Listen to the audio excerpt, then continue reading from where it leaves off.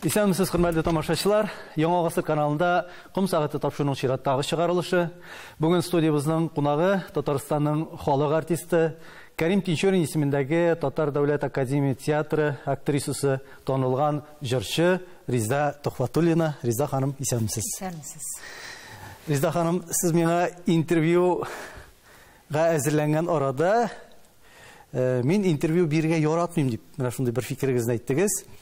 Әмма менә сезнең өчен тапшыруга әзерлек барышында миңа бер кочак гәҗит журналлар белән эшләргә туры килде.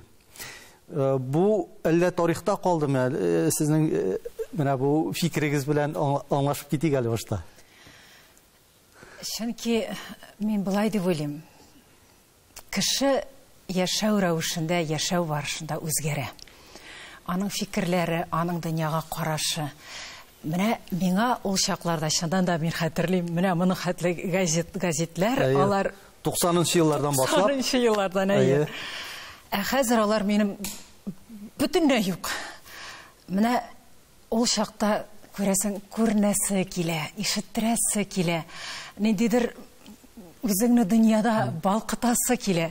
Менә шулай бер вакытлар узгач, ниндидер бер үрләргә үрелгәчме, тынычлангачмы, ул әйберләр китә. Менә мин шәхсән минем үземдә шуңа күрә мин хәзер интервью бирергә яратмыйм. Ачылырга яратмый башладым. Белмим, менә сөйлисем килми. Бу тынычлану ул эшкә үзегез өчен генә тынычланумы? Әллә инде гомумән ул менә иҗаттан бер тынычлану дип әйтикме? Менә мин ирештем инде җиткәндер, тыныч кына яшисем килә дип тынычланумы? Җиткәндер, тыныч кына яшисем килә дип әйтер идем. Чөнки менә мин кичәдә уйлап яттым әле бу турыда. Менә мин хәтерлим, 15 яшь идем. Мин Казан театр училищесына укырга чыгып киттем. Һәм минем шушы көннән олы тормыш, дөньяга аяк басуым башланды. Һәм мин һәрбер адымым, һәрбер әйткән сүзем, һәрбер эшем, һәрбер нәрсә генә эшләсәм дә ул җаваплылык белән барды. Миңа һәр мактанып утырам түгел, мин һәр нәрсәне үзем эшләдем, башкардым. Җавап тоттым. Менә ничек дип беркем дә ярдәм көтеп тормадым. Беркем дә бер нәрсә китереп бирмәде. Шуңа күрә ниндидер бер уңышларга ирешкәч, ниндидер бер дәрәҗәләргә җиткәч, арылдым дигән фикер килде. Һәм шуңа күрә менә дөньяда битәр яшәп тә калырга кирәк дигән фикергә килде. Бәлки әле бу вакытлыча туктап, үткәннәргә карап, мин нәрсәләргә ирештем, менә киләчәктә минем кыйблам юлым нинди булыр дип бер уйланулар чоры да булырга мөмкин. Чөнки бүгенге көндә заманы шундый, кеше үзен үзе бигрәк тә театр артистлары, эстрада артистлары дип әйтик, үзләрен үзлек күрсәтеп белдереп тормасалар, онтыла баралар. Белесезме, мин бу әйбергә бер ханым әйтте миңа. Һәр нәрсәгә фәлсәфи яктан карарга кирәк. Бер нәрсәдә беркемдә мәңгелек түгел. Кайчандыр барбер ниндидер бер туктап калу кирәктер дип уйлыйм. Мин туктадым дип әйтмим. Мин иҗат итәм, мин театрда 30-нчы сезонымны эшлим. Җырлыйм, әмма ләкин үзем нәрсәләрдер оештырып, шуның хәтле мин моны тагын ниндидер нәрсәләрдер эшлим дип кенә тырышып йөрмим. Сез бер вакытта әйтеп киттегез, менә эстрада артисты да. Бер вакытта сез театрда да эшлисез. Аңлавымча, сезнең һөнәрегез буенча эш урыныгыз ул театр. Менә интервьюлар биргәндә миңа кайсы күбрәк якын дигән сорауга җыр, сәнгатедер, эстрададыр дип әйтәсез. Әлбәттә инде алар эстрадада, театрда бер-берсенә комачауламыйдыр. Иҗатта бер параллель алып бару дип әйтик инде. Сезне кем дип атарга? Бу очракта матур, яхшы җырлаучы театр артисткасы дип атарга мөмкинме? Мин үземне, менә мин үзем өчен минем күңелем, ичке дөньям белән бик бәхетле артистка дип саныйм. Чөнки ике сәнгатьтә бер юлы бару, ул артист иҗат иткән кеше өчен ул бик зур бәхет. Менә комачауламый ул берничек. Ул бит шул ук сәнгать, шул ук иҗат. Минем нәрсә дип әйтәсем килә, театрда һәр вакыт, һәр ай сайын, ел сайын әллә инде рольләр уйнап, син һәр вакыт үзеңне исбатлап тора алмыйсың. Менә шушы тукталыш чорларында мин рәхәтләнеп җырга күчәм. Җырлап алам, бөтен үземне ул бит артист кеше эшләп торырга тиеш. Һәм менә шушы вакытта театрда роль биреп куялар. Анда башка иҗат башлана. Һәм шул вакытта аз гына җыр тукталып тора. Шуңа күрә мин бер кайчан да эшсез утырмадым. Рәхәтләнеп йөрдем. Ягъни сезгә тормышта ике куянның койрыгын тутарга мөмкинлек булган. Дип әйтергә дә Әлбәттә, рәхәтләнеп тотты. Хәзер дә тотасыз. Эстрада җырчысы өчен, җырчылар өчен бүгенге көндә ул иң зур проблемаларның берсе инде ул репертуар туплаудыр дип уйлыйм мин. Һәм ул элек тә шулай булган, хәзер дә шулай, хәзер бигрәк тә, чөнки җырчылар күп, җыр иҗат итүчеләр, алар шагыйрьләр, көй язучылар, композиторлар, алар артыннан инде җитешә алмый дип әйтергә дә кирәк. Менә сез бүгенге көндә үзегезнең репертуарыгызны ничек тулыландырасыз? Репертуар булдыру, җыр сайлау сезгә ни дәрәҗәдә бүген проблема? Ул һәр вакыт проблема. Но мин бер кайчанда җыр артыннан кумадым. Мин менә шушы һаман аны яздырып, мин менә чыгарам да бу айда инде онытылып бара, икенче җыр яздырам дип. Менә минем иң зур бәхет дигән җырым. Ул җырга бик күп еллар. Мин аны хәзер дә җырлап бирдем. Чөнки ул кешегә һәр вакыт якын һәм күңеленә гомерлек калган. Алла бирса дигән җырларым. Мин нәрсә дип әйтәм, һәм шуның араларына мин әкертен генә яңаларын кертеп барам. Ул чыкса чыга, чыкмаса юк. Менә шушы, әгәр дә син тарихка җырчы кеше җыр белән килеп керә, мин шулай аның бер җыры булырга тиеш. Менә шушы җыр белән син әгәр дә инде тамашачыга танылып, тарихка кереп, яратылып каласың икән, инде алда аның артыннан, сан артыннан куарга да кирәкми. Шуңа күрә мин хәзер күбрәк элекке җырларымны, онытылып калган җырларны яңартам. Яңа аранжировкалар яздырам, яңа минем тавыш үзгәрә кешенең. Миңа калса ул хәзер тагы да матуррак. Чөнки мин хәзер аңлап җырлыйм, ишетеп җырлыйм. Нәрсә әйтергә теләгәнемне әйтә алам. Менә шуңа күрә рәхәтләнеп, матур иттереп, менә дигән матур концертлар килеп чыга, тагы да матуррак яңгырый. Сәхнә дигәндән, эстрада дигәндән сез менә бер фикерегезне укып китәм, цитаты. Сәхнә эт баш, сыер аяк дигән урын ул. Анда бик уңышлы гына килеп керсәң, ниндидер дәрәҗәләргә ирешергә мөмкин.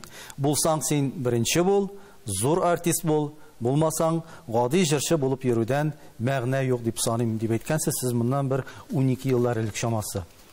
Ашыклап китәбез әле. Сәхнә эт баш, сыер аяк. Сез нинди мәгънә салдыгыз бу сүзләргә?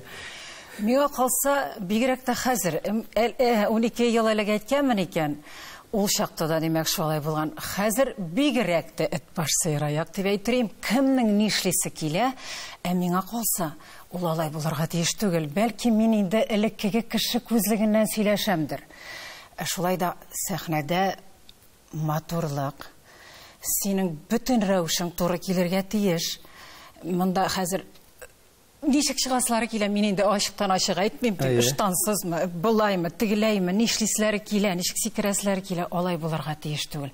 Шуңа күрә җөрәгем, җаным әрни улай берләргә карыйсы килә матурлыкка. Син матурлык күрсәтергә тиеш, теләсә нишләп йөреп түгел. Мин шуңа күрә әйтәм, хәзер дә әйтәм. Сез менә булсаң беренче бул дип әйтәсез, зур артист бул, булмасаң гади җырчы булып йөрүдән мәгънә юк. Сез бу югарылыкка ирештегезме? Сез бит инде бүген дә җырлыйсыз, сез үзегезне бит инде гади җырчы булып кына йөрим дип әйтә алмыйсыздыр. Нәрсә дип әйтим? Әгәр дә мин бүгенгесе көндә мине артистка гына әйтеп беләләр икән, җырчы итеп беләләр икән. Димәк, мин шул юлда икән, шуның хәтле еллар, ул бит 5 елда түгел, 10 елда түгел, 33-нче ел мин сәхнәдә икәнмен. Димәк, ул мин үземне артист итеп саныйм, һәм үз юлымны тапкан, һәм Ходай Тәгалә дип әйтим инде тарафыннан бирелгән хезмәтемне дөрес юлда, аның нәтижәсе булырга тиеш. Ул инде кирдең дә җырлап чыктым да, анар кая барасымны Ходай үзе генә белә дип түгел бит. Шуңа күрә минем ул яшәвем, минем ул хәтта мен театрны әйтерем икенче өем. Мин анда бәйрәмгә барган кебек барам. Менә чыннан да мин анда барасым килмәй дип түгел, менә эшкә барам дип барам. Менә ул бит зур рәхәтлек, бәхет бит ул. Менә шулай дип уйлыйм. Димәк, ул минем инде яшәвем. Сез эстрадага заманында татар җыры конкурслары аша танылып килгән җырчыларның берсе. Һәм әйтергә кирәк, ул чырларда, менә бу конкурсларда күбрәк дип әйтик инде, профессионал җырчылар катнаша торганнар иде. Бүген мондый конкурсларда контингент үзгәрде дип әйтәсе килә. Әле исемнәре гомумән таныш булмаган кешеләр дә чыга, бераз гына күренгән җырчылар да чыга. Сез менә моңа ничек карыйсыз? Ягъни ул чордагы профессионал югарлык белән бүгенге көндәге профессионал югарлык бу конкурсларда алар бер-берсе белән тәңгәләшәме, әллә аерма зурмы, бармы? Менә элек мин Татар җыры 88 дигән конкурста, мин анда театр училищесында укыйдыр идем әле. Театр училищесында мин чынлап әйтәм, минем музыкаль белемем юк. Чөнки ни өчен юк? Мин авыл баласы. Безнең Әлки районында бернинди музыкаль мәктәп тә юк иде, һәм минем нота белмәгән укучы килеп музыка училищесына, консерваторияга керә ала дигән минем башымда да юк. Менә театр училищесына керер өчен музыкаль белем кирәкми. Анда синең энергияң, аны актриса бит инде. 15 тапкырлагыз, ул эмоциональ шулай көчле булырга тиеш. Шуңа күрә мине анда бер сүзсез алдылар. Мин шушында җырлап, Татар җыры 88 анда бик зур җырчылар иде, укыган, консерватория бетергән, мин алар белән катнашып, алар арасында мин дипломант булдым. Анда 25-шәр конкурсантны дипломат итеп, лауреат итеп чыгармыйлар. 4, 5, 6 бетте аның дипломантлары белән шулай иде инде. Шуңа күрә мин инде ул чакта күрендем. Хәзергесе көндә шушы белеме булмаганлык жарылып ята. Әмма ләкин аның өчен белем алуда кирәк. Мин башка артисткаларның исемнәрен әйтеп сөйлим. Исламия апа Мәхмүтова бар иде мәрхүм безнең театрда. Аның белеме юк. Һәм ул сәхнәгә чыктымы, ул артистка. Аның җырлары, аны уйнавы карап торас килә. Әгәр дә син шушындый харизманы үзеңдә бар икән, аның өчен бәлки укып та торырга кирәк иде. Әйтәләр, самородок табигатьтән бирелгән, бердән-бер табигатьтән бирелгән булса, һәм ул менә мин музыкаль белемем дип, мин әлбәттә әллә нинди ноталар белән теге профессиональ итеп бәлки җырламыймдыр. Әмма җаныңнан чыга икән, кешенең күңеленә барып җитеп, "Эй, җырлый бу" дип әйтә икән, димәк ул шушы кадерлерәк. Укыганлык нәрсәдән әйтәм? Театр училищесы безгә бик зур белем биреп чыгарды. Анда әгәр дә син ниндидер нотаңны җырчы буларак дөрес җырламыйсың икән, син башка ягың белән алдырасың. Чөнки синең башка яктан профессионал белемең бар. Син үзең тотышың белән, үзеңнең елмаюың белән, үзеңнең хәрәкәтләрең белән һәм кешенең икенче якка, монда күрә матурлыкны, һәм теге ягы аның күренми дә кала. Шуңа күрә әйтәм, мин шушы ягым белән бәхетле, чөнки менә моннан башка әйберләр чыга икән, нотаны кайбер вакытта фальшивит итеп җибәрсәң дә ярыйдыр дип уйлыйм. Менә бер әйбергә тагын әйтәсем килә, нәр каян күренә? Бүгенге көндә хәтта инде зур җырчылар булып, артисткалар булып, никәндә дә менә сәхнәдә үзеңне тотарга өйрәнү бик кирәк. Бик кирәк. Менә мин монда әйтеп калыйм әле, как мастер-класс булсын әле бу. Шулай сәхнәдә, әгәр дә җырчы, яра җырчы, театрда әле спектакльдә артың белән борылып басырга мөмкин, син чөнки партнер белән аралашасың. Җырчы кеше бер кайчанда былай гына арты белән тамашачыга басырга тиеш түгел. Менә шуны белеп онытмасыннар иде. Бер кайчанда синең артың кирәк түгел тамашачыга.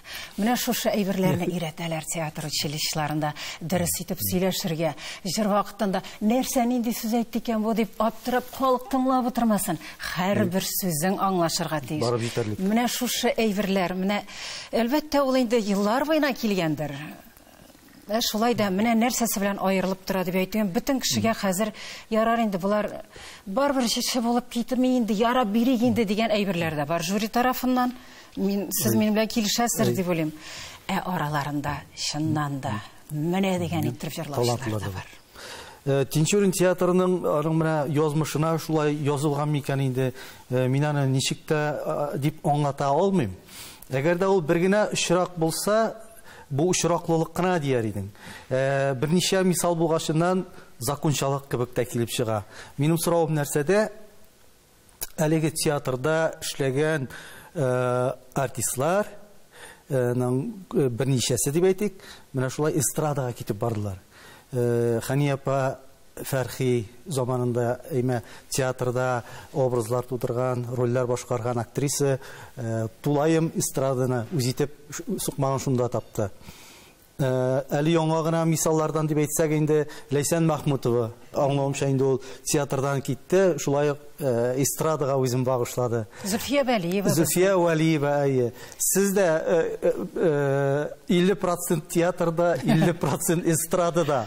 Менә бит башка театрларда да яхшы җырлаган җырчылар юк түгел. Әмма ләкин нәкъ менә Тинчурин театрыннан эстрадага менә агылып торган кебек менә шундый бер сукмак. Сез бу турыда уйлап карагыз юкмы? Ничек бәяләргә моны? Менә сез әйбәт фикер әйттегез, чыннан да ул бит булай гына матур җырлаган артистлар бөтен театрда бар. Бу бит җырчы буларак танылган безнең театрдан, әйме? Шул Исами апаны кыр казлар артыннан ул җырчы буларак хәтта танылды дип әйтәм. Менә кабатланам. Мин театр училищесынан килгәчтен Дамир Сиражиев безнең режиссер, ул мине театрга алды һәм ул мине һәр вакыт җырлы рольләр белән җырчы буларак, хәтта театрда җырчы актриса буларак танытты. Безнең әйдә бары кызлар карыганы Разил Валиевның. Ул бик кулланды мине җырчы буларак. Драма артисты шушында ияреп барды. Инде аннан соң килгәннәр мине күбрәк драма артисты буларак. Шуңа күрә миңа калса безгә карата мөнәсәбәт җырчы артисткаларга төрлечә. Үзебезнең коллегалар арасында миңа калса без бөтенебез дә бер. Андый ни юк. Син җырчы инде, син кирәк чакта инде үзе рәхәтләндереп, үзе күрсәтеп, ниндидер бер тамашада, әйдә син җырларсың әле, җиңел бит. Менә анда инде синең җырчы икәнеңне искә төшерәләр инде. Менә шуңа күрә миңа калса ул коллегалар арасында бар да без барыбыз да бер тигез. Сез бит училищены бетергәннән соң филармониягә эшкә киткән җирдән киридән менә театрга әйләнеп кайтасыз. Менә бу адымыгыз инде бәлки еллар узгачыннан искә төшерәсездер.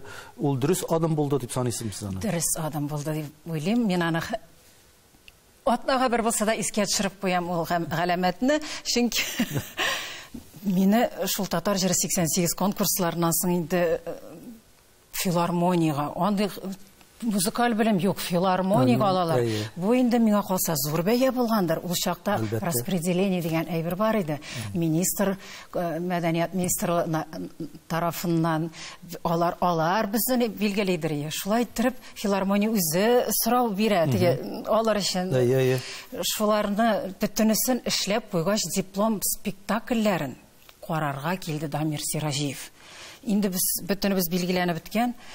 Карады да килде, хәтерлим, мин сезне безнең театр, стационар театр буларак 89 елда, нәкъ шушы елны без театр училищесын бетергән елны ачылды, театрга алам ди. Мин уйлыйм, филармониягә барсаң, кайтып кермисең гастрольләрдән, нинди тормыш инде ул, нинди ул, менә шуны хәтле инде, бу син Казанда рәхәтләнеп эшеңне барып, иңә кайтып, шулай итеп эшлисең. Мин театрны сайладым. Шын йөрәктән, шын күңелемнән, һәм аның проблемалары шунда булды. Анда бит әле бик тиз генә перераспределение ясап булмыйдыр. Әле анда документы башкасы. Артыннан йөри, ул Дамир Сиражиев үзе барып җитте. Театрга алды. Шушында ук мин Өйле дип әйтер идем. Яклаучы актриса. Бүгенде эстрадада яклаучысы юк. Безнең театрыбыз безне артистларны зурлап, яклап, дәрәҗәле иттереп, үз құшағына алып, хаман үстіріп бара. Шуңа күрә мин үйлі болдым. Білесме, дишктилер әлі, әнейлі, әтейлі, ирлі, балалы. Мене шушынды яда рәхәт жылайды миңа. Мене шундан барды тұрмыш. Сіз мене Дамир Сиражиевны искә төшердегез, режиссер. Әйтегез, мене режиссерлар бит алар белүемчә инде берни кадәр бәхәскә кергән, репетициялар вакытында бәхәскә кергән, инде үз фикерен белдергән актерларны бик үк теге өнәптә бетермәскә мөмкиннәр. Янәсе монда төп кеше режиссер, син үз ролеңне генә башкар дип. Сез бәхәскә керә идегезме режиссер? Юк, мин гомумән бәхәсләшә торган кеше түгел. Миңа хәтта безнең бер олы артисткабыз бүгенге көндә төрле әйберләр була. Театрда үзегез беләсез, шундый урынны син нишләп үз гомереңдә бер тапкырда торып, үз фикереңне әйтмәдең диләр миңа. Менә шундый тәрбиядер, шундый генетикадыр. Мин бер кайчанда башта уйлыйм мин нәрсәдер әйтер өчен, әгәр дә ул ничәдер еллардан соң ул фикер нәк шулай туры килер дигән бәяне бирмәсә, мин торып бер сүз дә әйтмим. Шуңа күрә дәшмәү алтын диләр. Шуңа күрә мин дәшмим, бәхәскә кермим. Ничек әйтәләр шуны? Эштән менә килешмәгән вакытлар каладыр инде алар эштә. Әлбәттә кала. Үзеңне кимерүгә китермим аннар менә ничектер. Үзеңә бит каршылыкка дип әйтим менә. Шуңа күрә без артисткалар бит инде. Ул башка урында чыга ул эмоциялар. Шуңа күрә мин бик характерный рольләрне миңа һәр вакыт бирәләр. Миңа бер кайчанда лирический теге шуның ишени мин сәхнәгә чыксам, мине тоярга кирәк күбрәк. Тотып торырга. Менә шунда чыга ул пар. Режиссер дигәннән һәр артистның үз режиссеры була диләр. Әлбәттә. Сезнең үз режиссерыгыз булдымы? Булды. Ул Дамир Сиражиев. Ул мине күрде, чыгарды, минем белән килеште, мине ачты. Аннан соң инде башкачарак. Ул инде шушы ачылыш белән ул инде штамп сугылды дип әйтәләр бит инде. Менә шушындай рольләр уйныялар, шулай итеп барды да барды. Калган гомер. Шуңа күрә мин беләсезме, театр белән шулай җыр вакытында ни өчен мин беренче чиратта мин әйтәм җыр дип. Менә мин эстрада артисткасы. Син үзең генә сәхнәдә. Син үзең генә әйтеп бирә аласың. Сиңа гына карап торалар. Шуңа күрә миңа калса популярлыкны миңа күбрәк җыр, эстрада бирде. Шуңа күрә мин беренче урынга шуңа куям да алга барам. Инде үзегез әйтеп киттегез, җырлы рольләрне сезгә режиссерлар бирергә тырышалар, һәм бу табигый да. Әйтергә кирәк, менә сезнең тавышыгызның үзенчәлеге, тембр үзенчәлеге, менә бу рольләрнең озын гомерле булуына ничектер киртә куйганмы, менә мин шулайрак аңладым. Парлап җырлаганда партнерның тавышы белән тәңгәл килми. Булдымы андый чираклар? Сез бик шул хәтле дөрес әйтәсез, шунда да шулай. Минем тавышым калын. Ул альтовый сездә тавыш. Шундый альтовый тавыш. Түбән, халыкчан дип әйтер инде, шулай дип безнең телдә атала. Театр сәхнәсендә ул бит инде үзең генә җырлый торган булса, әйбәт бара. Соло җырлый. Соло әйбәт генә бара. Шулай да ул бит инде театр партнерство, партнерлар. Шуңа күрә ир-ат тавышы белән хатын-кыз тавышы безнең бер үк дәрәҗәдә булып та бетәлми алар нотасында, теге тональностында җырларга. Шуңа күрә мин Галия Бануларны уйнадым, ансы хәтта Камал театрында Шамил Зинурович мен чакырып, Камал театрында Галия Бануны андагы мөнәсәбәтне күрдем дә мин тизрәк ишкындым аннан. Уйнап бирмәдем, бер кичкенә уйнадым да, чөнки үз артисткалары бар. Шуңа күрә менә шуңа партнерлар белән җырлап була алмаганга күрә ул киртәләр булды. Менә бүгенге көндә артык җырчы булып саналмаган актрисалар әзрәк кенә җырлый икән, аларга күбрәк роль бирәләр, чөнки партнер белән аларның нечкә тавышлары туры килә. Менә шуңа күрә калып барадырдырмы? Хәерле булсын, яра. Мин бөтенләй бергә менә шуннан да шулай дип уйлыйм. Димәк, минеке түгел, димәк шулай кирәк. Менә үзеңне шулай тынычландырмасаң, бөтенләй башка төрле юлга кирип китәргә мөмкин. Барбер ул күңелгә авырдыр инде, Резда ханым, менә җырчы, актер, әйме, һәм менә шушы тәңгәл килмәү аркасында, менә шушы проблемалар аркасында үз-үзеңне ачып бетермәү яисә кыска гомерлегә илтү бу рольне дип әйтегән китерү. Бәлки шуңа күрә дә мин соңгы менә мине ача торган режиссердан соң башка режиссер мине күрмәгәч, андый авыр 7 ел роль уйнамам, 7 театрда эшлим. Шуңа күрә әйтәм бит инде ярар җырлап әле мин үземне таба алдым, шуңа күрә артист тормышын дәвам иттем. Шуңа күрә сез әйтә 7 ел роль күрмәдем дип. Менә 2005 елда әйткән бер фикерегез бар сезнең, бәлки шул чорларга туры киләдер бу. Кайчак театрның булмавы булуыннан хәерлерәк тә дип куям. Бу сезнең менә шушы авыр еллар идеме? Авыр еллар иде. Чыннан да менә без сөйләшә бу фикергә киләбез. Театрда эшләгәчтен нәрсә генә әйтсәгез дә, мин монда күчеп алам дигәндә, син шушында эшлисең икән, барбер елына син берәр роль булса да эшләп торып, үзеңне шушы театр артисткасы дип санап биргән очракта син инде уйнарга тиеш. Ул бит нәрсә диләр, җырламаган кешенең тавышы бетә. Биемәгән кешенең аяклары, хәрәкәте үзгәрә башлый. Һәм мин шушы җырчы буларак менә шу уйнамаган араларда театрда спектакль биргәннән, роль биргәннән соң спектакльдә мин это тебе бу сиңа җырчы түгел. Мин бер якка гына карап, һәм шулай сөйләшә башлам. Мин партнерларны уже инде күрми башлыйсың. Ул бетерә. Шуңа күрә ул һәрвакыт хезмәттә булу шулай ук хәерле. Авыр еллар төрле чагы булды.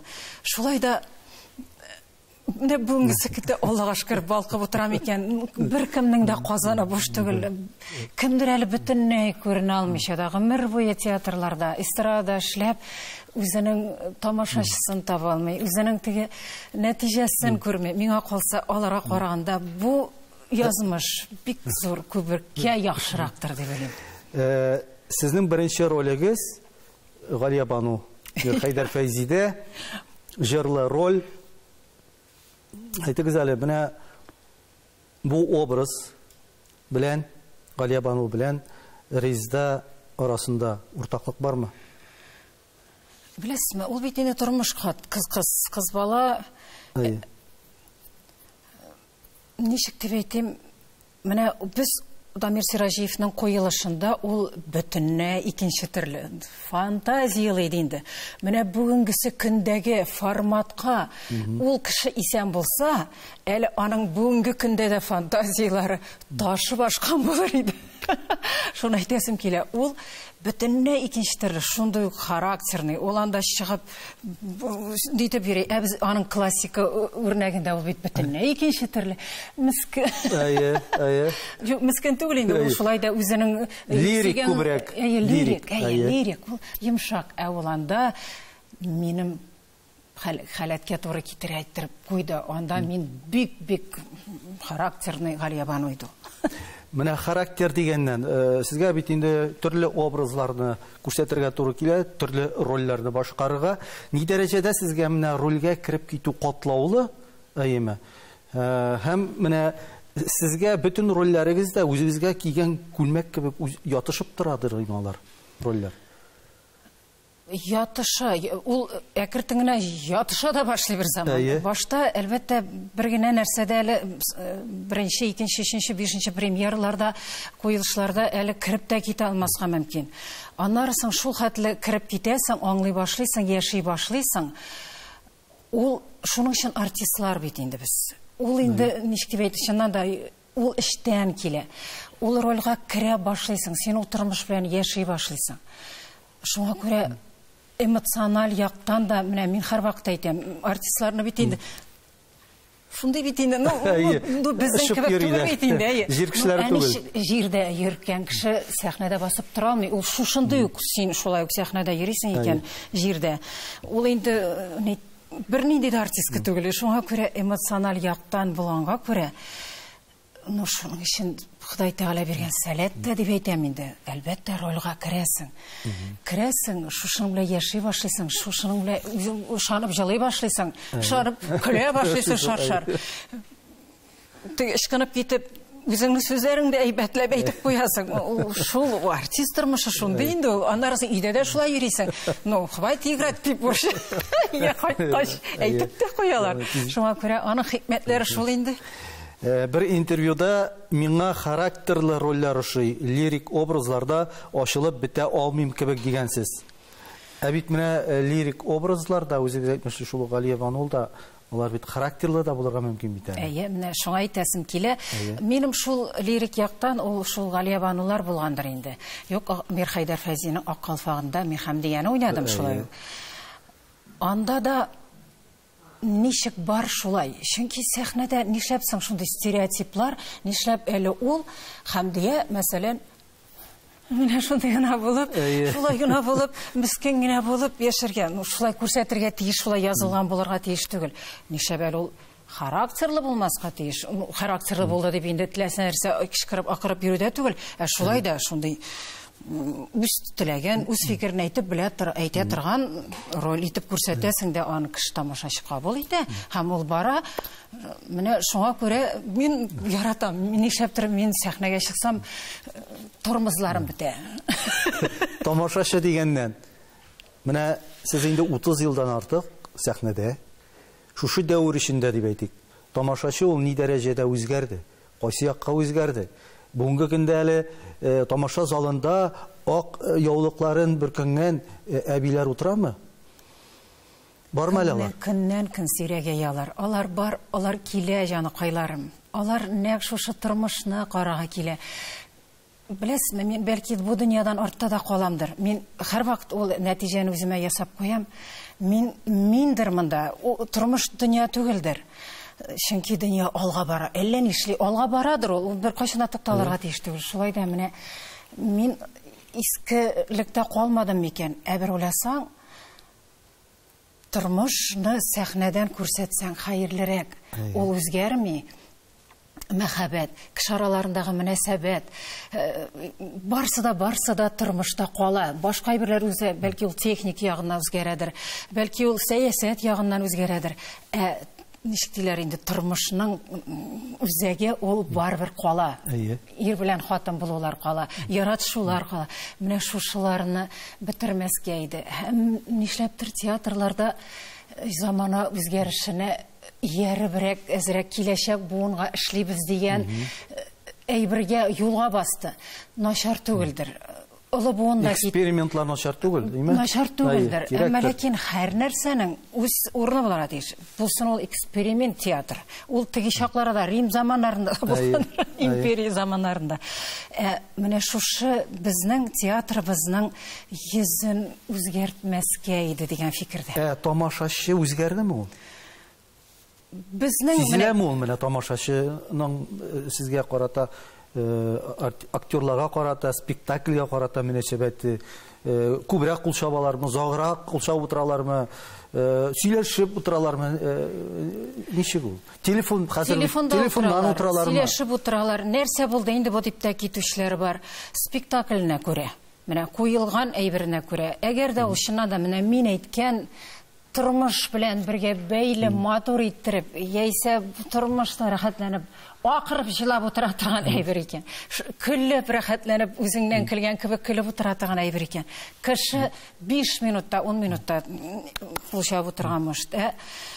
Калганы инде ул баш, әлбәттә, безнең тамаша залына төрле кеше килә, бөтен кешегә бу ярап булмый бит.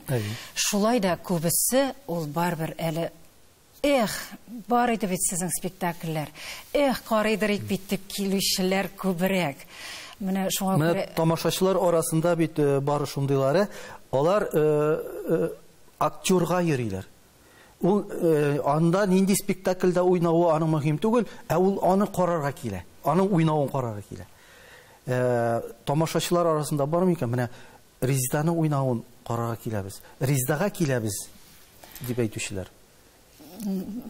Әлбәттә инде бөтенесе ут килеп утырмыйдыр, шулай да.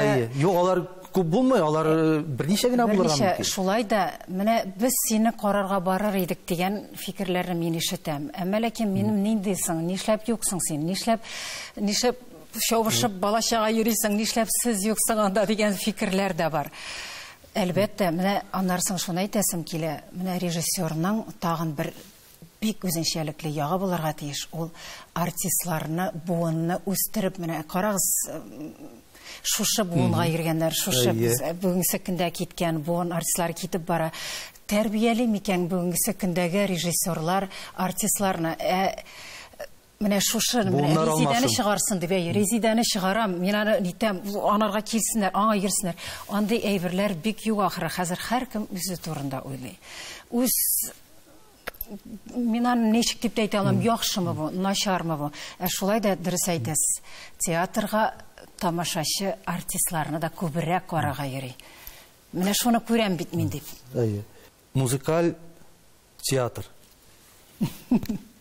Бу театр турында күптән түгел инде шактый бәхәсләр чыгып алды.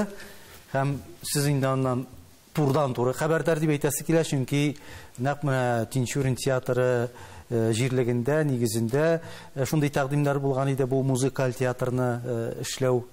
Әмма инде ул фикердән кире кайттылар. Сез ничек уйлыйсыз? Гомумән безнең татарга дип әйтик, бүгенге көндә музыкаль театр ни дәрәҗәдә кирәк, ни дәрәҗәдә ихтыяҗ бар аңа? Мин бер генә сүземне әйтер идем. Нишләп соң ул безнең театр белән бәйле булырга тиеш? Мин шусыны бик аңлап бетермәдем үземчә. Ярым монсы үткән эшкә салават. Әйе. Без бит инде булай да менә җырчы булып һәрбер спектакль безнең оркестр белән. Һәрберсе дип әйтерем, бик күп элек-электән җырлыйбыз, нитәбез. Миңа калса бу инде башкарак сәясәт, музыкаль театр кирәк булсын. Аның да үз тамашачысы бардыр. Ләкин ул үз урынында булсын, үз бинасы булсын, үз артистлары булсын. Монда инде хәзер драма артистлары белән алып була алмый, аның өчен бит бөтенләй икенче төрле формат безнеңчә сөйләшкәндә.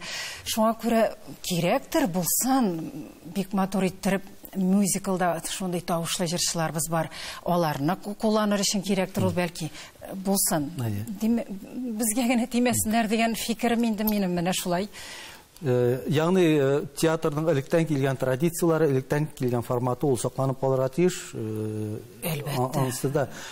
Мөгаен инде шул фикергә килингәндер, инде бу фикердән кире кайткашыннан. Әлбәттә, барбер. Әлбәттә, шул ук вакытта бит театрларның да музыкаль комедияларда, музыкаль драмаларда бар. Бүгенге көндә уйнала, менә алар ни дәрәҗәдә бүген тамашачы тарафыннан кабул ителә музыкаль драмалар? Алар җырдан гына торса, җырдан гына. Андый җирдә мюзикл дигән әйберләрдә бит анда йөрергә, җырлап барасың, җырлап җөрисең, җырлап әйтәсең. Ул менә безнең театрга килгән тамашачы тарафыннан бик кабул ителми. Чөнки барыбер кеше кая барасын белә. Ул бит мюзикл карарга килми, ул барыбер үзенчә тыңлап, сөйләп йөргән драма әсәрен карарга килә. Шуңа күрә миңа калса безнең тамашачыда, безнең театрда дип әйтәм, ул бик каралмый. Артист һөнәре кемнәрдер өчен ул гомерлектә булырга мөмкин. Кем өчендер ул вакытлы да булырга мөмкин. Сезнең менә бу хакта уйлап караганыгыз юкмы? Мин артистка булмасам, китсәм, берәр нәрсә булсам, мин нәрсә эшли алыр идем икән дигән. Мин кеше бер кайчанда инде акыллы, колы, аягы булган кеше нәрсәдер. Мин һаман бәлки кабатланамдыр да, шушы көнгә хәтле, шушының белән генә яшим икән мин. Минем башка фикер дә килә алмый. Димәк, мин шушында, мин башкача профессиям ул, нәрсә эшли алыр идем икән дигән әйберне мин күз алдына китерә алмыйм. Әмма бер сүз әйтерем, бер фикерем бар. Артист кеше шулай дип сөйләп утырса да, бөтен нәрсәне дә эшли белә. Менә башка... Ягъни тормышка яраклашкан дип әйтәсезме? Ул менә күпкә тормышка яраклашканрак, любой ситуациядан чыга ала торган, ул миңа калса бердән-бер дип әйтерем, ул артист профессиясе. Бөтен әйбердән чыгып була, бөтен нәрсәләрдән. Менә сез теләсә кайсы хәлдән чыгала дип әйттегез. Бар бит шундый мәкаль, ятып калганчы атып кал дип. Сез һәр вакытта тормышта атып калдыгызмы? Атып калдым. Һәм әлбәттә ул инде салынгандыр, шулай туылгандыр. Мин бөтен әйберне дә, бөтен нәрсәдән дә кулланып калырга тырышам. Җайлап, майлап, менә шуны әйтәсем килә, яраклашам, сөйләшәм. Бу яраклашу теге нәрсә дип әйтим, начар мәгънәдә түгел. Юк. Беләсезме, нәрсәсе белән яхшы тагын артистның, менә сөйләшә белгән артистканың, драма артистының кеше белән сөйләшә белү, ул инде синең тормышыңда 90% синең юлың салынган. Сөйләшә белү, дипломат булу. Дипломатия. Ул кеше белән аны күрә белү, аны зурлап белү, аны миңа калса, менә шушы әйберләрне мин тормышымда бик яхшы кулландым. Ул мин аны ясалмалык белән түгел, ул салынган була. Кеше хәзер күрә. Менә шушы әйберләрне атып калдым дип атыйм мин. Менә миңа кирәк булды, без бит тормышта, мин фатирларны менә ничек аны безгә кем бирде элек? Йөрдем, бер ишектән чыгаралар, икенчесеннән җылмаеп барып керәсең, сөйләшәсең. Барбер кеше белән сөйләшү, ул бер зур дипломатия. Менә шуңа күрә аттым, Аллага шөкер, бүгенге көндә Аллага шөкер, шуның белән кулланып яшим. Менә бу фикерегезне дәвам итеп, артистларның күбесе иң беренче булырга омтыла. Миндә андый нәрсә юк. Театрда да, эстрадада да мин үз җаем белән генә калам дигән сез моннан бер 15-17 еллар элек менә бу үз җаегыз белән генә калу бүген дә шулай дәвам итәме? Бүген дә шулай дәвам итә. Минем холкым шундыйдыр. Мин менә аны чагыштыруда бөтен әйберне күрәсең, менә беренче булырга. Булай дә нинди генә юллар белән, нәрсә генә эшләп, нишләп генә карам. Мин үземне бер кайчанда теге атылып, бәрелеп, мин шулай итеп, мин улай итеп йөрмәдем. Менә барды. Һәм аның һәрвакыт нәтиҗәсе үзе үк биреп торды. Шуның өчен бу тормышта бик акыллы буларга кирәк. Ничек дип әйтим, акыллы артистка буларга кирәк. Аның өчен нәрсә дип, кеше белән сөйләшә белү шул кирәк. Беренче булырга омтылмадым, һәм ахыргы рәтләрдә дә бардым дип әйтмим. Һәрвакыт үзенең җае. Сез алтын урталыкта. Алтын урталыкта. Менә шушы ул әйбер миңа калса, минем өчен ул күбрәк роль уйнады минем тормышымда, һәм бүгенге көндә дә менә миңа шушы Эсмеральданы уйнарга мин Галиябаны сорап йөрмәдем, мин аны уйнадым. Кемдер аны хыяллана гомер буе, аның өчен нәрсәдер эшли. Менә шушыны әйтәсем килде минем. Менә узган гасырның 90-нчы еллар башында бер газетада чыккан интервьюда баш исем белән язып куелган Резида Тохфатуллина мин идеал булырга омтылам. Инде 3 ел вакыт үтте. Бу сезнең девиз идеме, идеал булырга омтылу, аңа нинди мәгънә салынган иде? Ул мәгънәдә менә мин сезнең тапшыруларыгызны бик карап барам. Мин мактап нитеп утыруым түгел. Кеше идеал булу өчен беренче чиратта үз фикере булган, төпле, акыллы, сөйләве белән аның акылы әллә каян чыгып тора торган. Менә идеал булу минем уемча, менә шушындый акыллы фикерле. Үзеңне яхшы яктан гына бөтен җирдә дә хөрмәт белән карый торган иттереп яшәү, менә шушындый бул минем өчен менә бу идеал булу. Омтылам. Шуңа күрә бер кайчанда үзем артыннан минем турыда начар сөйләмәсеннәр, начар фикер калдырмасыннар. Тормышта да, гаиләмдә дә, театрда да, кешеләр арасында да мин үземне һәрвакыт культурный иттереп, җәмгыятьтә идеал иттереп күрсәтеп эшләргә, яшәргә тырышам. Менә шушы минем фикерем. Әйтегез әле, менә сәнгать кешеләре арасында дуслар булмый дигән фикердә ишеткәнем бар минем теге артистлар арасында. Шын дуслар юк алар арасында дип тә әйтәләр. Сезнең дусларыгыз бармы, күпме? Һәм әйтәләр бит, үзеңнең дустың синнән акыллырак булсын диләр. Менә сездән дә акыллырак дусларыгыз бармы сезнең? Миннән дә акыллырак дусларым, дус дип әйтмәсем, кешеләрем бар. Минем өчен бөтен кеше дә яхшы. Беләсез, мин шундый фикергә килдем яши-яшиме. Бөтенесе дә менә театрда шулай, сиңа начарлык эшләргә мөмкиннәр, синең турыда сөйләргә. Башыма да килмичә йөрим, яшим, минем турыда начар сөйлиләр дигән фикер юк. Ул шундый явыз икән, аны каяндыр астан бер әшәкелек эшләргә мөмкин икән дигән уй юк. Менә башыма да килми. Тормыш күрсәтә, андый нәрсәләр булырга мөмкин икән. Әмма бүгенге көндә мин һәрбер кешегә үземнең башымнан, үземнең уемнан карарга тырышам. Бу кешенең дә тормышы нәкъ шулай ук, беркемнең дә тормышы булай итеп яшәми. Шуңа күрә ул да әйбәт үзенчә. Һәркем бу тормышта, бу дөньяда кояш астында үз урынын эзли. Миңа калса, нинди генә явыз мул, бар ул кеше, яхшы кеше. Шуңа күрә минем өчен ул бик әйбәт кеше, исәнме, сау. Синнән әйбәт кеше юк. Нәрсә турында сөйлисең минем турыда? Миңа ансы кызыксындырмый. Улым артист булмасын өчен мин барысын да эшләдем дип әйтәсез сез бер әңгәмәгездә. Ул вакытта әле улыгыз яшерәк, кичерәк вакыты булгандыр күрәбез. Һәм шул вакытта сез аны музыка мәктәбенә йөртәсез. Менә шунда да бер яктан сез инде аның артист һөнәрен сайлавын бик теләмәгәнсездер. Ул яшьлек булган минем тарафтан. Ничек дип әйтәм, аның артист булдыру, булмау теләгән миннән генә тормавын мин аннарысын гына аңладым. Ул аны инде үзең эшләп йөргәч, аның ниләре, хикмәтләрен күргәч, үз балаңны идеал итеп күрәсе килә, зур начальник иттереп, синнән дә акыллырак итеп күрәсе килгәнгә күрә генә. Әмма ләкин тормыш ул башка юллардан алып кирип китә. Менә мин аның бүгенге көндә киресенчә артист булуын теләр идем. Ул артист түгел. Менә нишләтәсең? Миңа калса, бик яхшы, матур артист булыр иде дип әйтер идем бөтен яктан да.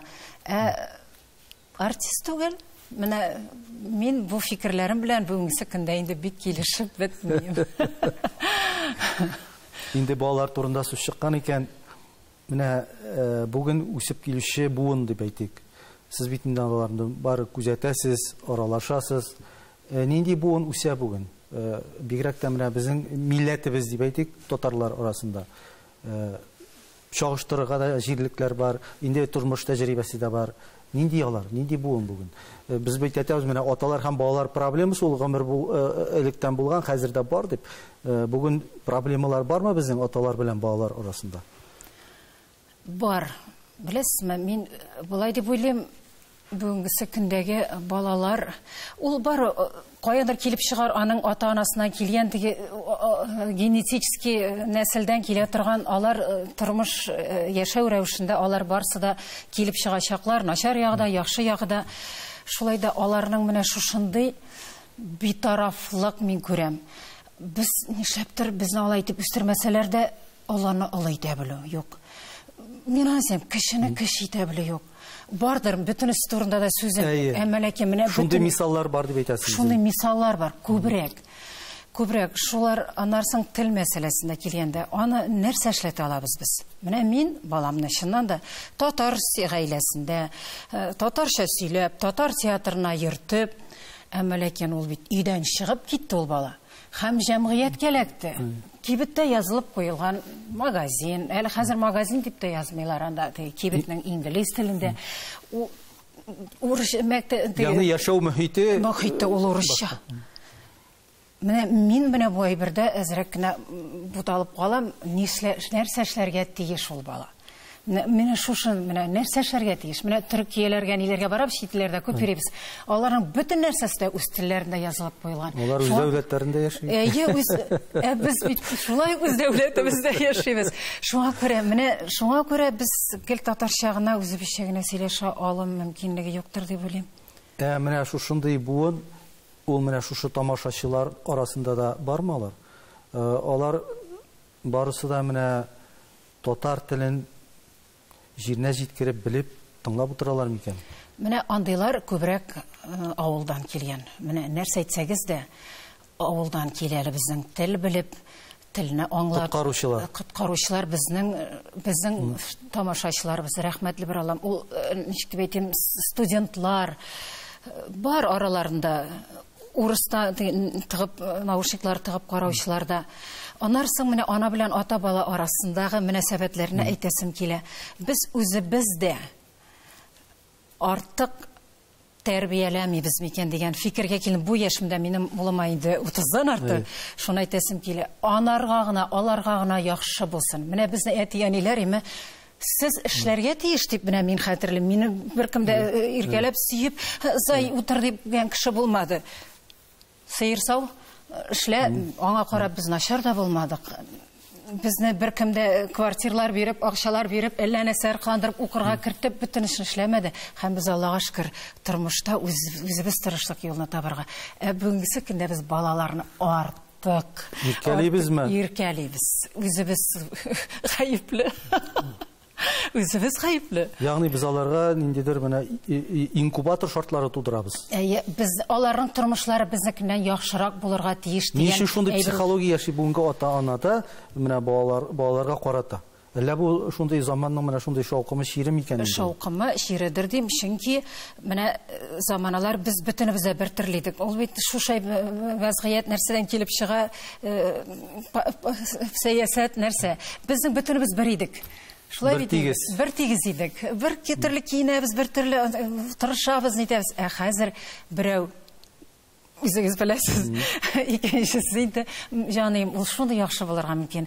Шушында инде башлана ата-ана бөтен нәрсәне атлап уза. Шушы баланың аның белән тәңгәл башкалардан кимхур итмим дигән принцип. Һәм шуннан китәдер дип, бу минем фикерем. Реза ханым, матурлык белән генә яшәргә язсын сезгә киләчәктә дә. Һәм сәхнәдә тагын да матур рольләр, матур образлар тудырырга язсын һәм һәр вакытта залларыгыз тамашачы белән тулып торсын. Рәхмәт, исән сау булыгыз. Рәхмәт.